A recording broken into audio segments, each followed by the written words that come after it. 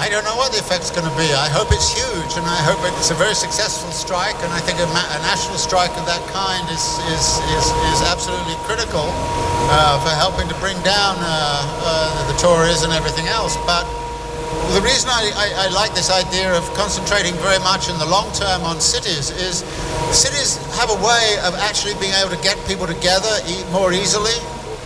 And if you kind of start to think about, imagine if London was the capital of a new way of actually socially relating to, individuals socially relating to each other. I mean, dare I use a word like socialism? Imagine that London was competing with the rest of the world to be the best socialist city in the world, or the best anarchist city in the world, or whatever you want to call it.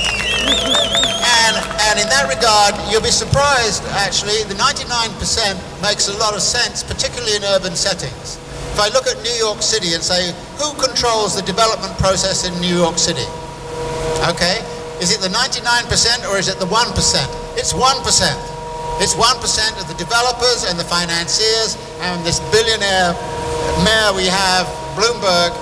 So it is indeed the 99% of the population in New York doesn't get to actually decide about how the city shall look, what shall happen in the city, and how the city shall be. And I am actually very much in favor of this notion of the right to the city. That all those people who produce and reproduce urban life should have the right to be part of that urban life and receive remuneration for it. And historically, that idea that the people who produce and reproduce the city can claim a right to it is absolutely fundamental to many political movements. And this is one of the ways in which we can mobilize your sense of right. You have a right to this city. You have a right to this space. And actually, what they were trying to tell you was you don't. And it goes back to this idea, who is the public in public space? And you are establishing that you are the public. And when the authorities come and say, in the public interest, we are going to move you out of here, you say, well, we are the public interest. And we're not moving until you've taken those interests into account. So those are the sorts of ways one of the reasons why I think actually mobilizing at the level of the city is a very helpful way to go.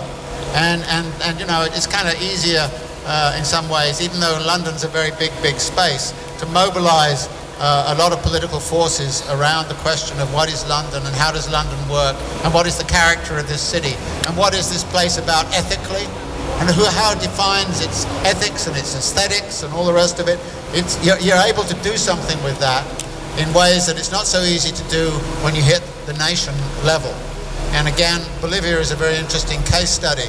El Alto and Cochabamba are much easier to organize and have a much greater political effect. When it goes to the nation, things get much more muddled and much more confused. So sticking at the city level is actually very useful.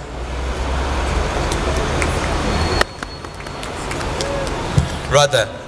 My question was, well, you addressed earlier when you spoke about the lack of representation, whether it's Labour, Lib Dem, Conservatives. We actually have no one to represent us, even if we topple this government. You also spoke about the need for the dissolution of the state in some senses. And when Marx speaks about revolution, he always emphasizes the need for an international proletariat revolution. And my question is this: at the moment, we're a